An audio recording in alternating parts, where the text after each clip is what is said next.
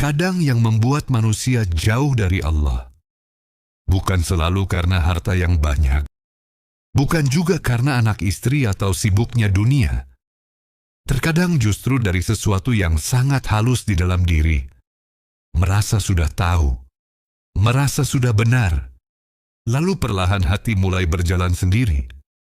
Syalat masih dilakukan, tetapi mulai kehilangan rasa butuh. Zikir masih terdengar, namun hati sibuk mengejar dunia yang dianggap mampu menenangkan jiwa. Dan tanpa sadar, manusia mulai menjauh dari sumber ketenangan itu sendiri. Awalnya mungkin hanya ingin hiburan, hanya ingin melupakan penat kehidupan. Namun sedikit demi sedikit, hidup mulai kehilangan arah.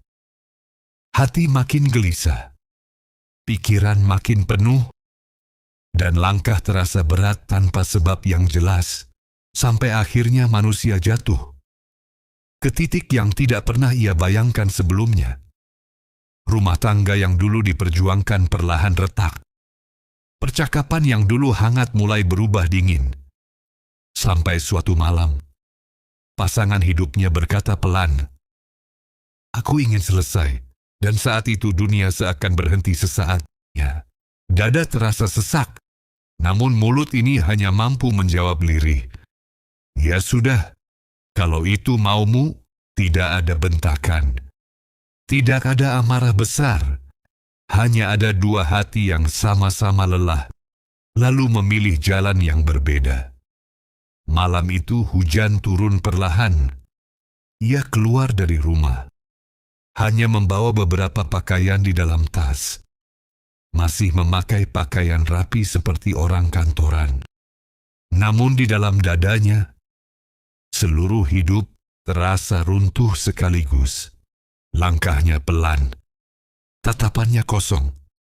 Dan untuk pertama kalinya dalam hidup, ia benar-benar tidak tahu harus pulang kemana.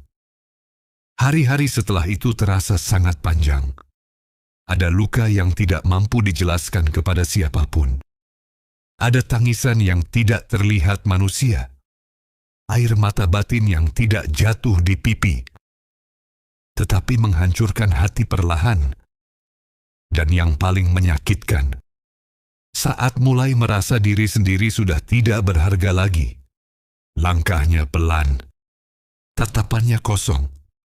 Dan untuk pertama kalinya dalam hidup, ia benar-benar tidak tahu harus pulang kemana. Hari-hari setelah itu terasa sangat panjang. Ada luka yang tidak mampu dijelaskan kepada siapapun. Ada tangisan yang tidak terlihat manusia. Air mata batin yang tidak jatuh di pipi, tetapi menghancurkan hati perlahan. Dan yang paling menyakitkan, saat mulai merasa diri sendiri sudah tidak berharga lagi.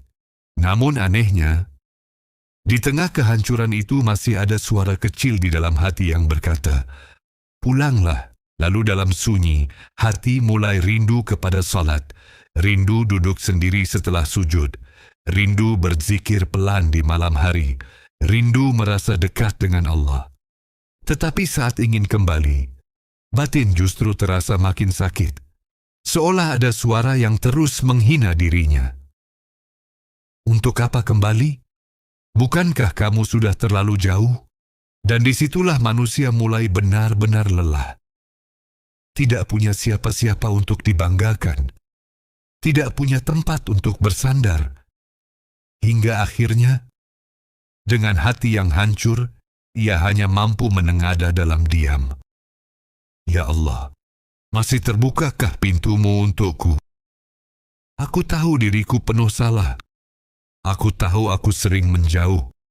Aku tahu aku tidak layak. Tapi, aku ingin pulang, ya Allah." Dan mungkin, disitulah rahmat Allah mulai terasa sangat dekat. Bukan karena hidup langsung berubah indah, tetapi karena hati mulai dipeluk perlahan. Ada ketenangan yang datang diam-diam. Masalah masih ada. Keadaan belum sempurna. Namun dada terasa lebih lega, seolah Allah sedang mengusap luka batinnya. dengan kasih sayang yang sangat lembut. Lalu waktu terus berjalan. Allah mempertemukannya dengan seorang pembimbing ruhani, bukan untuk dipuji, bukan untuk dianggap paling suci, tetapi untuk diajarkan sabar dan tetap berjalan meski hati sedang hancur. Suatu hari ia diberi nasihat, sabar, istiqomahlah. Kamu akan melewati masa-masa sulit. Ini riyadhah dan mujahadahmu. Dan jujur, hati sempat gemetar mendengarnya.